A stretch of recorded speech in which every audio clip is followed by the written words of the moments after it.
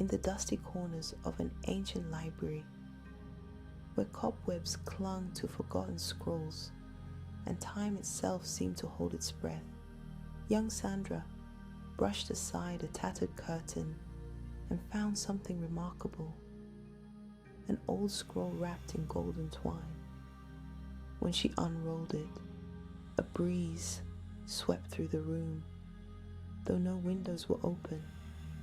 A glowing map revealed itself on the parchment, pulsing softly, like it had been waiting just for her. She traced her fingers over the golden symbols, and they shimmered to life with a quiet hum. In the center of the map, a tiny compass began to spin wildly, casting sparks of light across the walls. "Francis," she whispered, "come look at this." Francis crept closer, eyes wide. "It's moving by itself." "I know," Sandra said softly, "and I think it's leading us somewhere." With a soft click, the bookshelf beside them began to creak and shift. A hidden doorway cracked open, revealing a staircase spiraling down into darkness. Whispers drifted from within, not frightening, but ancient and knowing. "This is straight out of a storybook," Francis breathed. Sandra clutched the map tightly. "But this story is real." The air grew colder as they descended. Shadows danced along the walls, and the darkness tried to crawl into their thoughts, stirring doubt and fear. Sandra closed her eyes, took a deep breath, and let a verse rise up from deep inside her. "Fear not," she said firmly, "for I am with you." The wind stilled, the whispers quieted, and light stirred softly at their feet. Outside the passage, under a velvet sky, the moon watched like a silent guardian. The map glowed again, its compass pointing north, toward a thick forest where the trees bent as if listening. "Why do I feel like this map is leading us into trouble?" Francis asked nervously. Sandra smiled quietly. "Maybe it is. But where God leads, he also protects." They entered the forest. Fog curled around their feet. Then, out of the silence, a dark figure stepped from the shadows. Its voice was cold and sharp like ice on glass. "You're too late. The king is forgotten.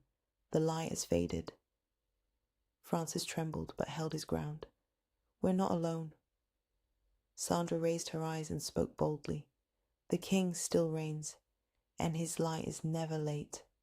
She lifted the glowing map high, and her voice rang out, not loud, but steady and sure. "The light shines in the darkness," she declared, "and the darkness has not overcome it." The shadow hissed and recoiled, like a darkness before sunrise. Then, with a crack of thunder, light poured through the treetops, cutting a narrow path between ancient stones. The compass pulsed 3 times, slow and deliberate, like a heartbeat. "It's beautiful," Francis whispered. "It's the way forward," Sandra said. The shadow tried one last time to cling to the trees, but it could not stay where light had come, because the truth they carried wasn't just ink on a scroll.